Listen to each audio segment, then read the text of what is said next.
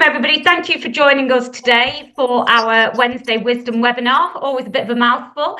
I'm delighted today to welcome Simon Jones.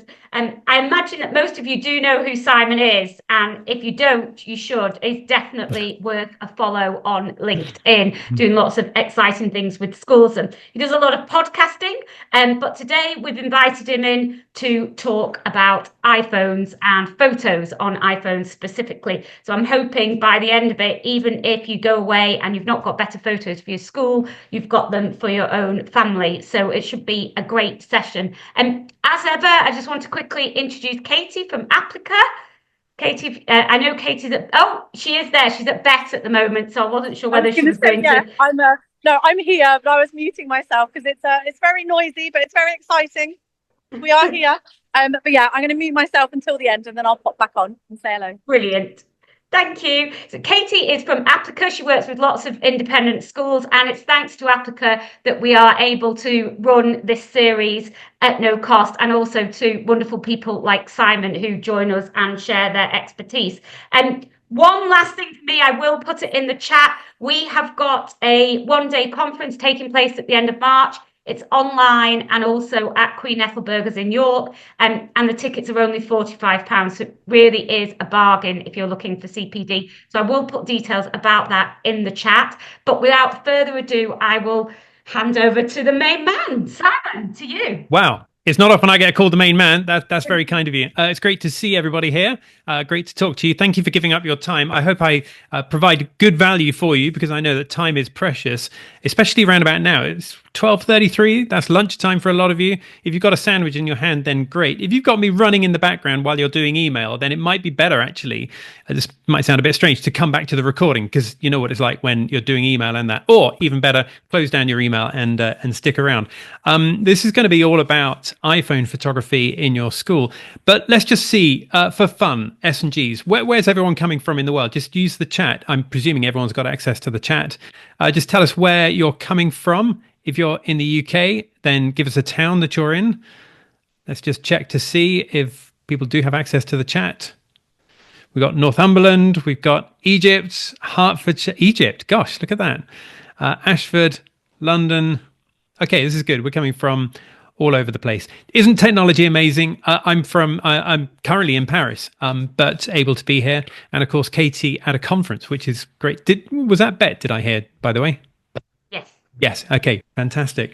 Okay, great. So in this, we're going to be talking about iPhone photography. If you don't know me, then I'm Simon. I started Bonjour back in 2012. I started it because at the time I was working in the corporate world. I was doing marketing. I was a marketing manager myself. I was working with independent schools, but I was working for a company that didn't do photography or video or podcasting or anything like that. It did a software product. Software products aren't really my thing. And I knew that I wanted to break out and go and do my own thing. One day in particular, when I came home from work, and my daughter, who was about 7 or 8 at the time, she wanted to take a picture of me with my phone. So I was showing her how to do it. And she took a picture, which I'm about to show you, because when I looked at this picture after she had taken it, I realized there and then that I needed to quit the corporate life and go and set up my business on my own. That picture is me looking overweight, very tired, very kind of fed up with life. And I keep it as a reminder of why I'm doing what I do, because I ran away from that. This is the picture. This is me about 20 years ago. No, 18 years ago. That is someone who is overweight. That is also someone who is tired, fed up with life, and actually desperate to go out and do something more fulfilling and productive. And that's why I left, set up Bonjour, and then started working with schools along the lines of photography and video, all for school marketing. And then more recently, when that pandemic thing came along that we don't mention, it's like 2 words you don't mention on a pandemic and VAT. And I've just successfully mentioned them both. But when that came along, then it gave me an opportunity to create something different. So that was podcasting for school marketing, which has been great fun. But today we're talking about photography, in particular photography with an iPhone. The really fun statistic that I enjoy thinking about from time to time is that since I started the business in 2012, I've done over 1,000 photo shoots and video shoots in schools. And I'm not saying that to kind of gloat or anything else, but simply to tell you that actually the more you do this kind of thing, the more situations you come across and the more you understand what people are like, whether they're adults or children, and what they do in different situations, quirky little things that people tend to do that often they think they're the only ones who do it. But generally speaking, when you visit lots of schools and do lots of these photo shoots with lots of people, then you start to recognize all of these trends and patterns. So that's why what I'm going to be talking to you about today is all to do with school marketing photography. But also, just by complete coincidence, I've done almost exactly the same number of podcast recordings since 2020, which is really exciting. So podcasting is great fun, but today we're talking about photography with the phone. So what is it here that we're talking about? Well, first up, what we're not talking about is anything overly technical. This is not about boring you with technical stuff, which frankly I'm not interested in at all. I honestly, the iPhone, the camera, whether it's an iPhone or a proper camera like this, these are just tools. You know, they're nothing to get excited about. They are tools to enable us to do what it is that we want to do. And whether that's a phone for photography, or whether it's a bigger camera or a phone for video, or a microphone for running a podcast. These, like I say, they're just tools to help you achieve your marketing objectives in your schools. This is why it's great having a marketing background. So it's definitely not technical. It's going to be showing you instead how to use an iPhone in school. And the key part there is in school. And I'm going to be showing you how to use this to take the kind of those classic marketing photos that you'll often need to be taking in your school, because I recognize that there are often times where you might need an additional picture for your online prospectus or your website. Maybe you just need a quick picture for social media, something like that. And you can't wait until you do your next sort of proper photo shoot with somebody like me coming into school. But actually, even though this is called iPhone photography, I call it that intentionally because most people in school marketing do have an iPhone, but it could easily be any device. It could be any phone, whether it's an iPhone or an Android or anything else. I use an iPhone. I tend to use pretty much everything Apple, apart from the Vision Pro thing, which costs about the same as a small car. I think every Apple product that comes out, I'm one of those people, sad people, who should probably get a life, who goes out and buys those things. So I'm a big fan of iPhones, but like I say, they are just tools at the end of the day and nothing to get overly excited about. That said, which iPhone is appropriate here? I'd love to understand a little bit actually about what devices people are using. In fact, let's just chuck this into the chat for a second. Just pop something into the chat about the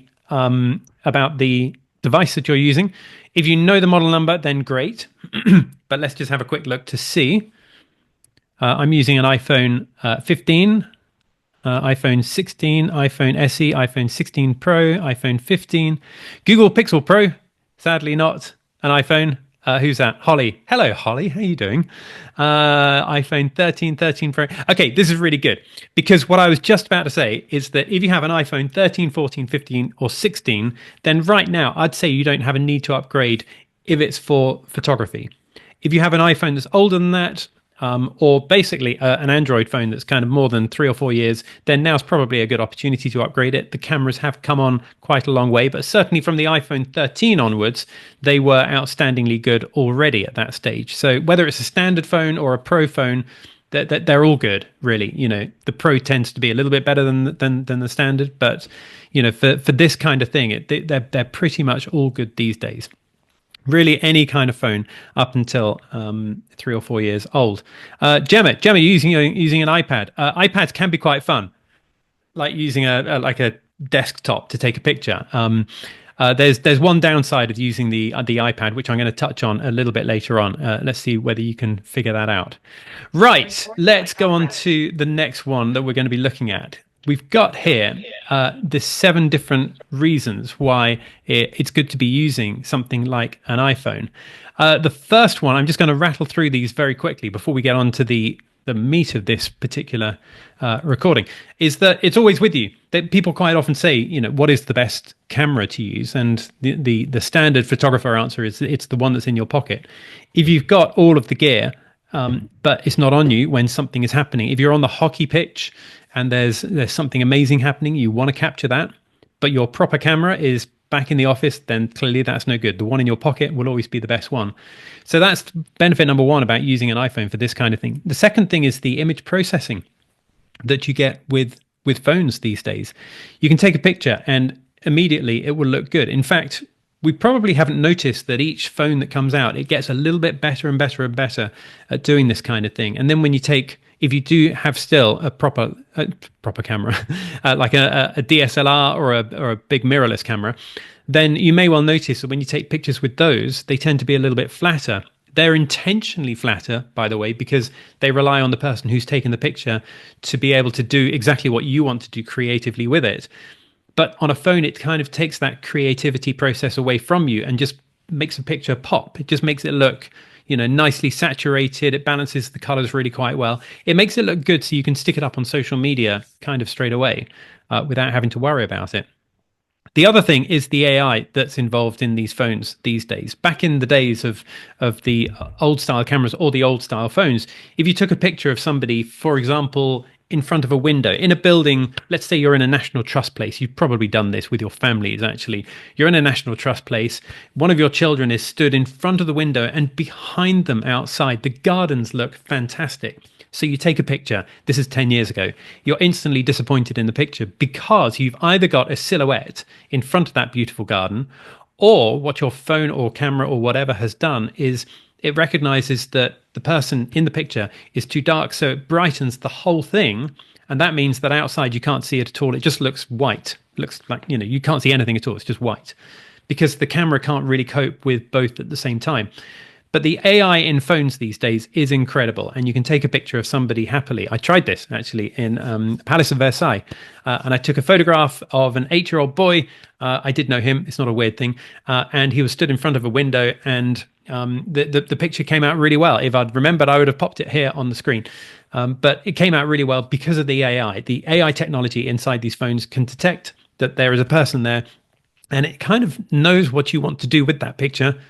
Excuse me. So it will brighten the person and it won't brighten the background. It's really, really clever how it works these days. And like I say, this technology comes along on each edition of each phone. And that's why from one phone to the next, there's not a huge difference. But from something like an iPhone 10 to an iPhone 16, huge difference. So really good. The other thing, it's great for close-ups. So again, you can buy for these, great big macro lenses, which allows you to take a photograph of an ant or something like that. Now, okay, you might not want to take a picture of an ant, but if you want to get a close-up shot of something that someone's doing at their desk, then these phones are really, really capable of doing that in a very good way. This one here is to do with it being less intimidating. I'm smiling because of that iPad. Who is it, Gemma, using the iPad? It's less intimidating with an iPhone or any kind of phone because it's much smaller than a big camera, smaller than an iPad. And it just means you can take pictures without freaking people out, or sometimes without them knowing that you're taking a picture. If you want to get that more reportage style, maybe if there's an open day or something like that, and you want to get some pictures of parents coming around, but without them feeling like they're being photographed, then that can be a really good thing. And then, of course, straight to social because it's connected, and you can't do that with, I don't think, any camera. So you can just take a picture, upload it straight to Instagram, and off you go. And then the last thing is all of the lenses that you get in such a small device. With the iPhone 15, you get the 0.5x, the 1x, the 2x, and the 5x. I know that some of the Android phones have fantastic 10x or greater lenses, which just means you can get photographs from a long way away. And again, that's got real benefits to it. Or you can get lovely wide angle shots, which is great, especially on a field trip or something like that. But look, time is marching on. So let's actually crack into what's going on here. The reason why all of those lenses on your phone can be a really good thing is because, in particular, when you want to take a portrait of someone in your school, then something like a 5x lens will be really, really good on your iPhone. The reason for this is because photographs of people will pretty much always look better when you're further away and zoomed in, instead of being on a wider angle lens and then being quite close in front of them. When you're on a wide angle lens right in front of somebody, it can distort their features. And you can Google this really easily. You can see a picture of the same person, but with the photographer stepping back and then zooming in, stepping back further, zooming in more, stepping back further, zooming in more. And there's a sweet spot, which on something like an iPhone is around about the 5x or 4x or 5x setting, where the person that you're taking the picture of will look their most flattering at that kind of angle. Try it out. Put it on a 0.5x. If you have a 0.5x lens on your phone, take a close-up picture of one of your children. It'll be a funny picture to keep forever, but you definitely wouldn't want that on social media of somebody that you're taking a picture of. So the same goes actually whether it's an iPhone or whether it's an Android phone or any other kind of camera. Stand back and zoom in. The lens that I usually use to take portraits when I'm doing a school shoot would be the 70 to 200. That's one of the longer white lenses. They can be quite expensive, but if you've got something like this, I mean, quite often in a school department, if you have a regular camera, then this is a 24 to 70 lens. I'd definitely be using the 70 end of that, as zoomed in as I could go. But the sweet spot is around about 135 millimeters. But with a phone, 5x is perfect if you've got that. If you've got the iPhone 14, I think that only went up to a 3x. Or the non-pros also on the 15 only went to a 3x. That's fine though. Use that one because somewhere between 3 and 5 is really, really good. So that's about taking portraits. I'm going to talk more about taking portraits with people, in particular regarding the backgrounds, but we'll come on to that in a moment. The next thing is to bend your knees, and this is probably the biggest thing. If you're taking photographs of your own children at home, if you have children at home, but children in class, if you want to get a picture, the number of times that a picture can be dramatically improved by bending your knees and getting in closer to see what the children are actually doing. There are a few downsides to staying stood up and looking down on people. If you take a picture looking down, you can't see the actual children. You see the top of their heads. Sometimes you might want to see what they're doing. Sometimes teachers in class will use an iPad, and we've all seen that. That's kind of often more to do with what the children are doing instead of a marketing shot. But if you're after an iPhone photo for marketing, then get down to the exact same height as them. And then you don't necessarily see what they're doing, but you see how they're feeling when they're doing it. And that's what prospective parents want to see. They're much more interested about how their little darling's going to be when they're at your school, how they're going to feel, how happy they're going to be, instead of what they're actually going to be learning aged 6. That's what the parents are more concerned about. So by bending your knees, you can get down to the same height, and also means you can get a bit of a connection with the people that you're photographing.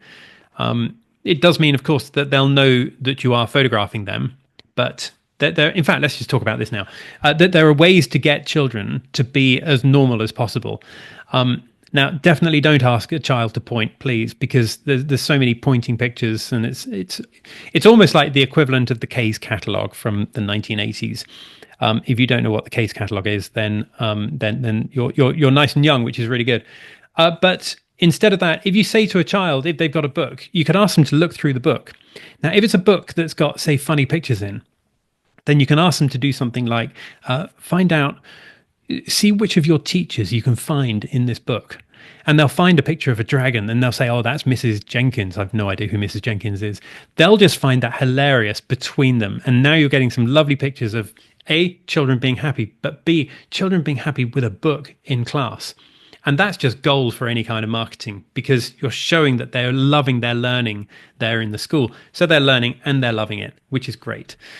So bend your knees, and if you need to talk to them, then do that.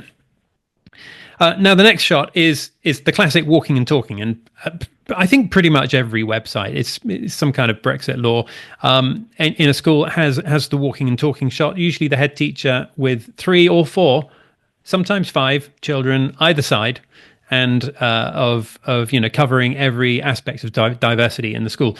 We've all seen it. I don't have a problem with this shot at all. Some people really do. It's like the Bunsen burner shot in science. But I think that to parents, it sends a very positive message about the fact that you take a number of things in a professional, serious kind of way. You take your marketing professionally, because you're taking a picture. Now, which is a professional kind of photo that it's pretty obvious that the photographer knows what they're doing when they're taking it. It's pretty obvious that the people in the picture know that they're being photographed, but you're demonstrating to your prospective families that you take your marketing seriously, you take your diversity seriously as well. Unlike certain people in the US right now, and in presidential positions, and all of those things which you're demonstrating, you just do them properly. It's like that corporate video that you have on any school homepage where the head is talking about the values of the school and how many acres you have. Again, it's almost like you have to have it. It's not like you miss anything by not having it, but by having it there on the website, it's demonstrating a level of professionalism as well. It's good to use in conjunction with everything else. Now, how do you take that walking and talking shot? Really, the best thing to do for this is to, a bit like bending your knees, you've got to get down low for it. If you're stood up, then it just won't be so nice. Come down nice and low, be quite far away, and then tell the people to talk to each other about something that's quite funny, some kind of a funny story. You're probably best off asking one of the children to tell a funny story to the others, because then that way you don't get lots of awkward expressions on the head, where they're going to be more sensitive to that kind of thing than anything else. They'll be listening and they'll be enjoying it as well. Now, chances are you're going to be slightly off to one side. So if you're slightly well, hang on, let's picture this. If you're slightly on the left and they're slightly on the right, and they're going to be passing you on your right, then make sure that if there's, for example, the head and 3 people, that you have one person on your from your perspective on the far right, and the person telling the story is probably going to be the person on the far left, and that's probably going to be best, because then they're looking roughly in the same direction that you're going to be in, and then you just see more of the head's face. So that kind of thing is a neat thing to do. The walking and talking is a great shot to take. You can usually take that, get that done in one take, and people enjoy it as well. It's just good fun. People will naturally fall into telling funny stories to each other with that kind of thing. Okay, the next shot. If you're using a phone in a school, quite often people will say to me on a shoot, on like a big shoot, they'll say, "Simon, we want photographs of children with their hands up." I'm going to tell you what not to do for the hands up shot, whether you're using a phone or a big camera. And that's to ask the teacher to tell everyone that you're taking a photograph of hands going up, because the teacher will say, this happens every time, the teacher will say, "Right, we need a photograph, children, of all of you looking really happy with your hands up." And you'll have 20 children in the class with every single one of them with their hands up, and all of them with great big smiles looking at the teacher. It's like, in contrast to what I'm saying about the walking and talking shot, it's like so overly pathetically posed that it's just completely cringe, in my opinion. But if you ask the teacher to ask some 50-50 questions, so maybe put your hand up, the children know what's going on, so they'll naturally look happy. But maybe if the teacher's asking the children, put your hands up if your birthday is between January and June, and then roughly half the class will put their hands up. The very fact that not all children have their hands up will show that it's kind of more authentic. And therefore, there's a good element of, this is kind of how it is in school, as opposed to that just looks overly cheesy. When you take these shots, take multiple shots, of course, but actually not too many shots. And I'm going to come on to the reason for that in the next in point number 3 after this.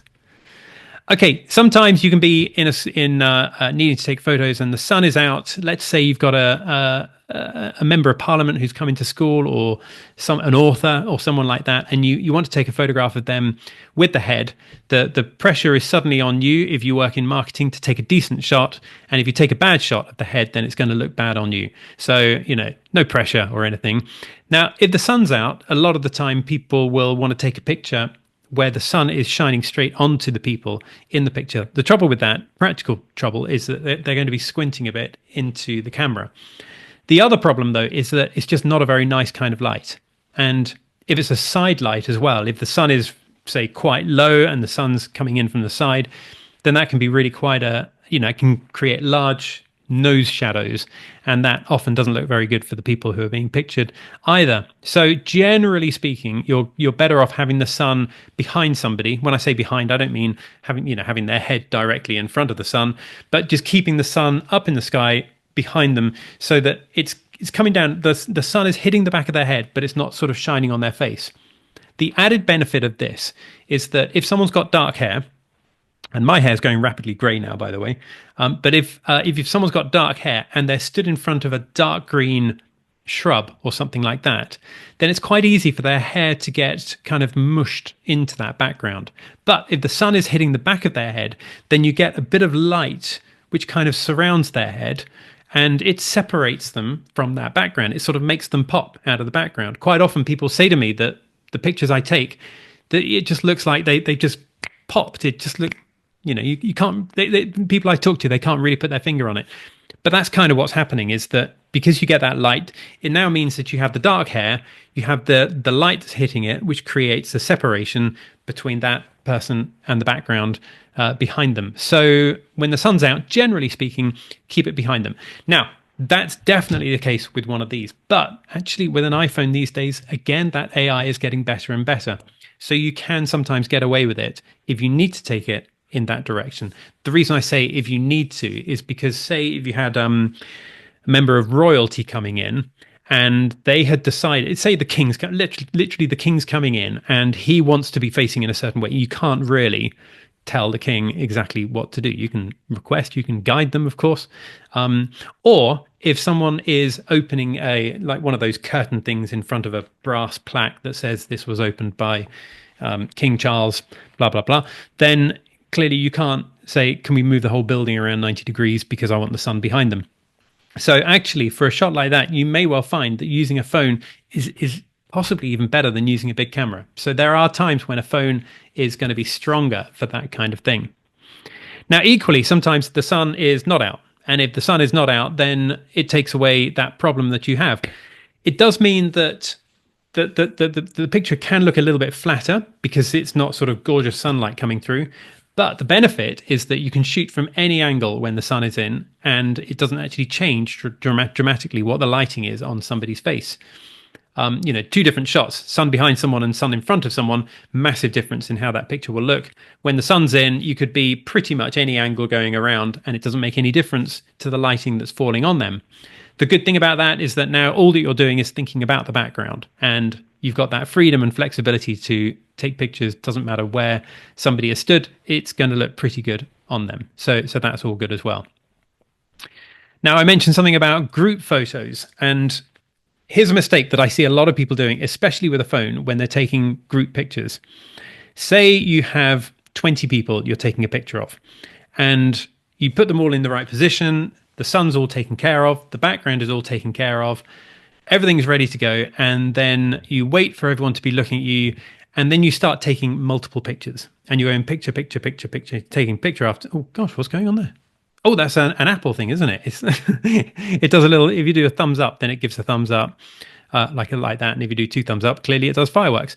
But if you do like picture, then what you think you're doing is taking multiple pictures. Therefore, one of these pictures is going to have everybody looking at the camera.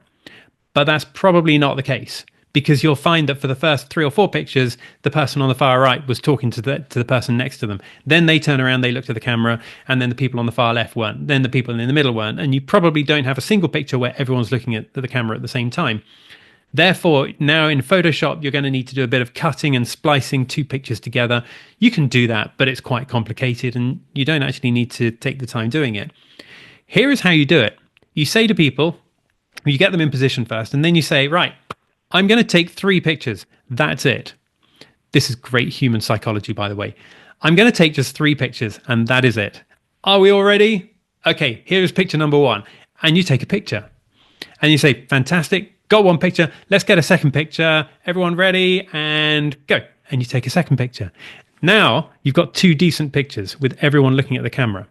Now you can have a bit of fun. Now you can look at that second picture and say, oh, okay, we can do better than that. I think we can have a bit of fun here. Let's take another picture. Everyone think of something fun. And now guaranteed, you're going to have everyone still looking at the camera and looking happy.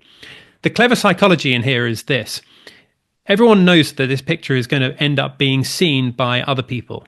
And everybody knows, because you've made it really clear, that you're only taking 3 photos. And you've made it really clear when you're taking those 3 photos.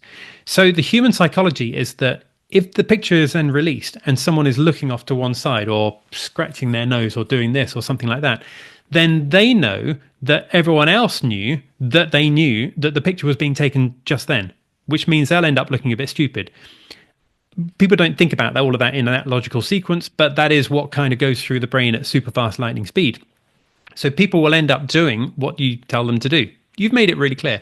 You've also made it really clear that you know what you're doing and that you're just going to be taking up a minimal amount of time, and then they'll be back on their merry way again. So that's what I say about taking a group photo, which is a good thing. Now, I mentioned about backgrounds earlier on, and one easy way to get a better portrait of somebody is to move people further away from the background. The more that you do that, the more that the background will go mushy and out of focus, especially on a phone, on an iPhone. In fact, someone tell me with an Android whether it's got that portrait mode where it makes that background look mushy and out of focus. If you've got that, then great. If you've got that and the background is already far away, even better, because it's making the work easier for the camera, which means the result is going to be nicer. If someone's got if someone knows, actually, just bung in the chat whether or not an Android phone has got the Google Pixel does Pixels in portrait mode. Okay, great, perfect. So whether it's an iPhone or a Google then that portrait mode is a great thing to do. But if you can't do that, or if you want a better version of that, then use it when the background is naturally further away. Just move people further away from the background, and then actually move away from them, like I said earlier, and then zoom in. So it can mean that there's a bit of a distance between you and them, and there's a bit of a distance between them and the background. But that's just the nicest way to take photos. Not just photos, same goes for video. Sometimes I'll turn up to do a video shoot in a school, and the person I'm videoing, we're allocated a tiny room, or in music, in one of those practice rooms. I need to take a photo of someone playing a cello in one of those tiny practice rooms in a school. Because that background is really quite close, then it means that it's going to be in focus pretty much the same as the person that you're taking a picture of. And that leads to distractions. It means people are looking at the person playing the cello and they're looking at the blue tack marks on the wall. You can't help but notice them. You need to get rid of them. But even if you get rid of them, they end up thinking, oh, what's that? What's that window? I'm looking up at this window here. What's that window handle? That's interesting, isn't it? And it just looks more amateur because everything's in focus. Whereas just keep the background as far away from people as possible. And even if you're using portrait mode can look a bit weird, by the way, if you're taking a picture of someone immediately in front of a wall and the wall has got some kind of artwork on and it looks really out of focus, because the brain knows that that's not how cameras work. So portrait mode is good to a point. In fact, it's great to a point, because when it works well, it works really, really well. And it is a great thing to do. And then the other one, of course, I'm hoping you can still see these notes on the screen. By the way, does this work well, having these notes on the screen instead of having a full screen PowerPoint or something like that? I kind of wanted, Sally likes it. Okay, thanks, Sally. It's quite fun just having that on the screen the whole time. And then, it means I can carry on talking and connecting with you. Looks great. Yes, it is. Okay. Oh, lovely. Thank you for that. So yes, children eating is here's how you take photos of children eating. Nobody really wants to see children chewing food, especially if they've got their mouth open. You can see the food inside their mouths. Not good at all. Now, usually children and adults, understandably, they're hungry when it comes to lunchtime. So when you take these pictures, again, like the group picture, you need to go as fast as possible. So when children have got their food and they're sat down and they are just about to eat, that's where you can jump in and say, kids, I want to get a couple of great shots of you showing that you're loving eating your food. Can you do me a favor? Just hold on to your knife and fork as if you're just about to eat. But don't, for about 1 minute, don't put any food into your mouths or even food on your knife and fork. And then what they'll do, they'll have their knife and fork and they'll just keep them there resting on their plates. And then you just want them talking to each other, just having some fun with each other. The reason why this works really well is because you've told them you're not going to be there for long. So you're holding them up from getting some food into their tummies, but they know it's not going to be for very long. It means that everyone is enjoying the conversation and you don't get some people talking and laughing with each other while someone else is putting piece of broccoli in their mouths. It also means that all the plates are still looking really, really good.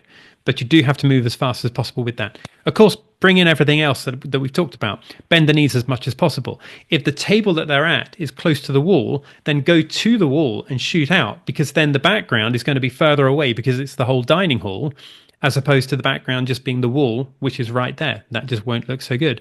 And equally, tell them to talk about something really quite funny. Tell them even to talk about how awkward it feels having their picture taken. They'll find that funny. They'll talk in that kind of way. And then that will be a good result that you'll get in the pictures.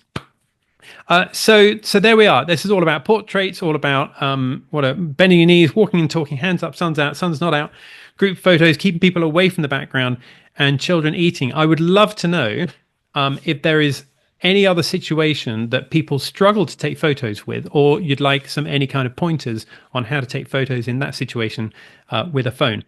While you're having a think about that, and please do put that in the chat and we can address those straight away. If you've enjoyed so far what we've been talking about here, then one thing I love doing is helping schools just get better at taking their own pictures with their phones, but getting better at shooting their own videos with their phones as well, or just recording content like a podcast or something like that.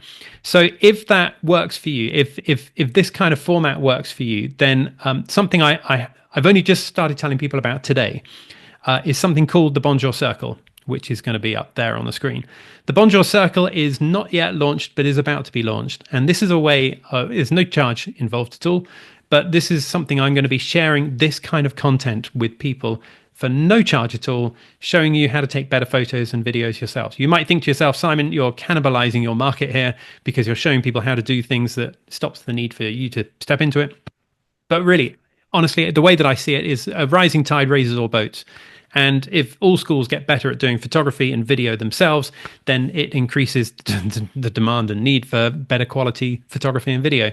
But honestly, just seeing better things on schools' social media output and parents getting a better experience is just a much better thing. So yeah, please do join in with that. To join in, actually, and then I'm going to come to your questions here. Drop me an email, simon@thebonjouragency.com. Gosh, that's poking my eyes out. Simon@thebonjouragency.com. Drop me an email. Just say the word circle, and I'll make sure that you're added to the list for when that does get launched, and then you'll get other videos that come through, just like this one here. Right, so let's come to these questions. We've got, in fact, let's go to the top. Yes, works for me. Works for me too. Event photos with big groups where you can't really ask them to wait. Yeah. Okay. So big groups with everybody looking at the camera. Do you mean? If you do mean that, then let me know. So the main thing again is to let them know that you're not going to be taking much of their time. The main thing really is to have a level of confidence in what you're asking them to do. And if you do that in a way, in fact, even just doing the thing that I mentioned about with 20 people, if you let people know that you just want to grab a photo of everyone looking at the same time, then to let them know it's not going to take long is a really important thing. Years ago, I used to do wedding photography, and being the wedding photographer, taking the portraits, the group pictures of all the people in the family, you know that you're the one stood between them, their tummies, and food, and them sitting down to eat, and everyone tends to groan. So I used to say to people things like, right, okay, I need to get a few photographs. My record at doing these group pictures is 8 minutes. I'm going to see whether we can beat this today. Who's up for doing that with me here today? And now people know, even if they don't say, yes, I'm up, people won't really say that. But nevertheless, they know that you're not going to keep them hanging around for a long time. So often it's more photography, is far less to do with the camera that you're using and the settings, and often much more to do with just how you interact with the people that you're taking pictures of. And that's how you get the best results. So I hope that is yes, we have a Flag Day celebration. Where we have students stand together. So I need to get the flag and the group in. Now, flag and a group in a picture is quite hard, because the top of the flag, you want to get in. And that means there's going to be a big gap between the top of the flagpole, and the children who are stood down at the bottom. So the only way to see all of that is to move back. And now when you move back, you'll see the whole thing. But now the children are going to be, very, very small down at the bottom of the picture. So it is a little bit tricky to get a shot like that. I mentioned earlier on about keeping people away from the background. Quite often, this is quite fun. Quite often, if you want to get a picture of someone and you want to include the background, say there's some beautiful artwork in your hall, or there's a flagpole, then actually to get people with that background, quite often people will naturally go and stand immediately in front of this. This doesn't quite address your Flag Day celebration question, but if you want to take a picture of someone in front of the Eiffel Tower, don't go to the Eiffel Tower. Go about literally half a mile away from the Eiffel Tower and then get a picture of them, and you can see the Eiffel Tower is behind them. If you go right to the Eiffel Tower, then all you get is like a whole chunk of metal leg right behind them, and you can't even tell really what that is. And if you can, it just doesn't look very nice. But take someone further away, again, go further away from them and then zoom in as well. But literally, if you're half a mile away from that, then that's going to look like a much nicer picture. If you have big artwork in school, in the hall or something like that, don't have the person stood immediately in front of them. Take them further away from it. Don't use portrait mode on it because you don't want to blur out that background. But you do want them far enough away that you can actually see that background over there, as well as seeing the person in the picture. You're making them bigger and the background smaller to balance out the difference in the ratio. Is that the right word? Not quite sure. No, they do stand right by the pole. Yeah, sorry. If you can try and get them to move. Do you get a big gap between them and the top of the flagpole? Let me know. Let's jump on to somebody else's question in the meantime. Right, live events like concerts. Okay, so if there's a school production, then obviously the dress rehearsal is the best time because you can get all the way around. You can get on stage, you can get right up close, and there'll be the pictures that you want to use. When you're, usually a stage lit production like that, you'll get beautiful quality light, so it will all look really, really good. With other things like concerts, it's good to include some of the people, of course, to get them in the foreground, and then you get a sense of context, where you are and what's actually going on. So, but often with a concert, some parts of it will be dark, and phones will struggle a bit with the darkness. Generally speaking, with an iPhone, any kind of camera phone, that when it's in a low light situation, they won't perform as well as a proper camera like this. It's just the nature of physics inside these. At some point, they might find a way to address it, but we all know what it's like when you take a picture. It can look great on the phone, and then you look at it on a big screen. You've taken it in a dark situation with your phone, and it looks a bit sketchy, to say the least. So yes, events and assemblies. So again, if you're at the back of assembly, then that's good. It's quite nice as well with assembly to get round behind the head teacher who's speaking, and then you get a picture of everyone behind them as well. The nice thing about that is that it sounds a bit weird, but if you focus on the back of the head teacher, then even though they'll be in focus, but you can't see their face, you get a real context of what's going on, and it throws, in a good way, the background out of focus, the background being children. One of the downsides about photographing children in assembly is that when you have 300 children in a hall, especially if it's a morning, which is when assemblies tend to be, then lots of them will look literally like that. And so you end up with a shot where they might be having a good time, but they just don't look like they're having a good time. So if I'm shooting an assembly, then if I was using an iPhone, I'd be using the 5x lens and then picking out the people that look good, focusing in on them, or getting a wider shot from the back where you see the back of the children's heads, or a wider shot from the stage behind the head, which does mean that you're kind of on show in front of 300 people. So you don't want to hang around there because you don't want to be a cause of distraction for the person who is actually leading assembly. Plays with stage lighting. So the stage lighting, you can get some gorgeous light if you position yourself behind someone who's on stage shooting out, and then you've got a studio light that's shining down onto their face, but you're behind them. So if I'm going to use this as a person now. So if the studio light is coming down here and you're behind them here, then you get a really dramatic kind of light when somebody is on stage, and it can look really, really good like that. By the way, I realize we're talking about iPhones and not podcasting or anything else, but if you ever want to have a really good microphone for what it is that you're doing, then this here is really good. This is called an ATR 2100 mic. You can buy it on Amazon for £57, and it's much, much better than using something like, I'm going to switch microphones now to my MacBook microphone, which is this one here. Give me a nod. In fact, Alicia, I can see you. Yeah, you can tell the difference between the microphones. Whereas if I come back to this one here, the ATR 2100 microphone, then hopefully I'm back now. Alicia, give me a thumbs up if I am. Yeah. Thank you very much. Then I use this for all Teams calls, Zoom calls, everything else, and every podcast I record as well. Right, where to find podcasts? Sally, do you mean school podcasts or the podcasts? My website is thebonjouragency.com. So check that out. There's lots of information there about the training that we do for photography and video and podcasting. Right, prize giving, always a challenge. Oh, now who was that? Scroll down. Silvana, am I saying that right? It's a fabulous name. Prize giving, which aspect of prize giving do you mean? Usually that's like literally someone receiving a cup. Same principle applies where you need to let them know you're not going to take up much of their time. It's high exposure because usually in a situation like that, you might have the whole school. If there's like an awards thing, then somebody receives something and then they have to pose and then you got to get the shot. And you can't really say, hold on a minute, hold on again, because you got lots of people waiting. So it can be a little bit stressful. I quite enjoy that sort of situation. But the same kind of thing, just let them know clearly when you're going to take the picture. Don't bother taking any pictures until you're actually ready to do it. But if this was my phone, and I can't use my real phone because my phone is my camera right now.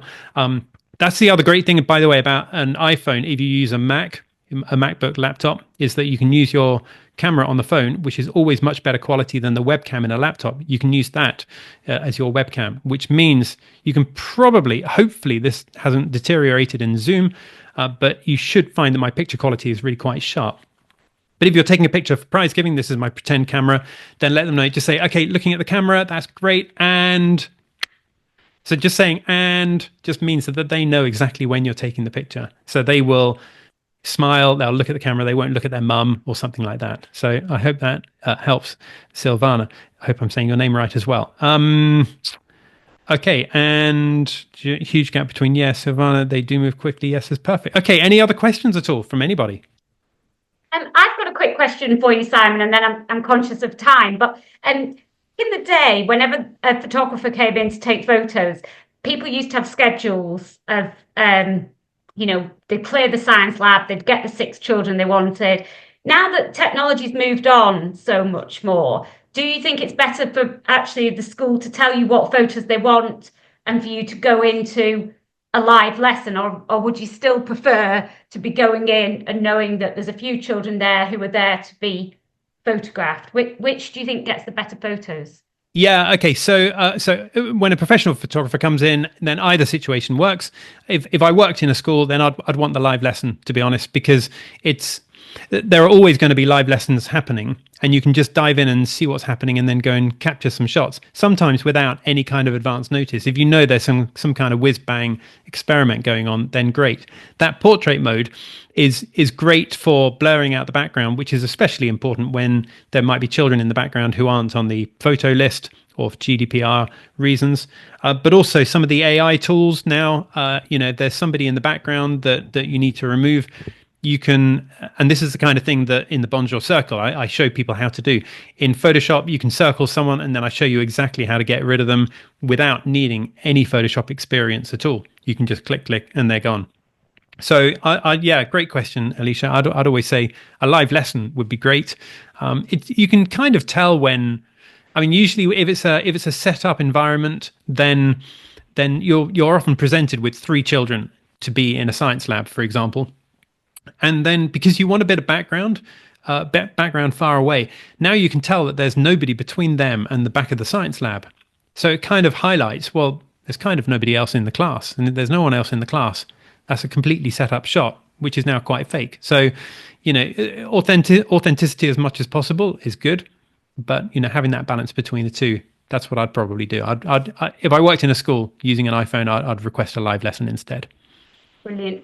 Well, thank you, Simon. That was brilliant. I feel like it could have been half a day rather than one of our lunchtime webinars, and I'm sure everybody would agree with me. I will send Simon's details to everybody so that you can contact him and get on the Bonjour Circle, and I'm sure we will be invited him back to speak again, because it's always great to hear from Simon. I have a rule that I never invite the same speakers back, but Simon gets through the net because he has so much to say and is always so great. So I'm going to hand over now to Katie from Applica. She will just 5 minutes quickly tell you about how Applica can help your schools and your admissions. And please do look at our one-day conference that we've got coming up, either online or at Queen Ethelburgers. It's an absolutely brilliant day. Simon mentioned AI. We've got a session on there about AI for marketing. We've got the ISC, a couple of case studies. It's going to be a brilliant day, and we really hope that lots of you will join us, because we know that at the moment budgets are so tight. So we've deliberately made the tickets just £45. So I'm hoping that you will all be able to take advantage of that. But without further ado, thank you, Simon. And over to you, Katie. Hopefully you found a small corner in Bet. I have. Well, I'm in a corridor, but hopefully my Wi-Fi is okay and you guys can hear me. First thing I'm about to do is go back to the stand and get everybody in position to take a really nice team photo. So even I've taken loads of hints and tips from that. So it's really great to join. I won't take up too much of your time. For those that don't know me, my name's Katie. I'm head of sales here at Applica, and I predominantly support independent and international schools with admissions and bursary software. So we've got our main platform, which is Admissions Plus, which supports from the point of inquiry through to open days, applications, sending offers, and that all important enrolment, and also taking those fees. We've then got our sister platform, which sits alongside Admissions Plus, where your means tested bursaries have a place for application. There's also a little algorithm that works in the background to give you recommendations on whether or not a family would be awarded a bursary. And the two systems can either work independently or they can work in conjunction with each other.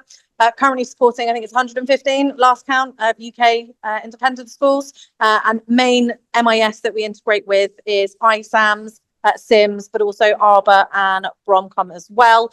I'm going to leave it there. I'm conscious of time as well, and I'm not sure how great my signal is. But Alicia's got all of my information, and I'm sure she'll be able to send that out if anyone wants to book in a demo with us, just get some more information. We can arrange that. Possibly next week now, because I'm at the Excel for the next 3 days. If any of your teams are at Bet, we're on stand SH30, and we have free coffee and Kit Kat. So send them over to say hello. Brilliant. Thank you, Katie. Thank you. Well, thank you, everybody, for joining us. I hope that you will join us at the next webinar. We really do enjoy holding these sessions. And do have a look on our YouTube channel as well, because we've got previous ones on there. I know we've got one with Simon when he talked to us about podcasting. And I do very much hope that you can join us at the conference, either live at QE in York or online. And if you can't make the date, because I'm conscious it's near to the end of term, please do buy a ticket, and then we can send you all the recordings.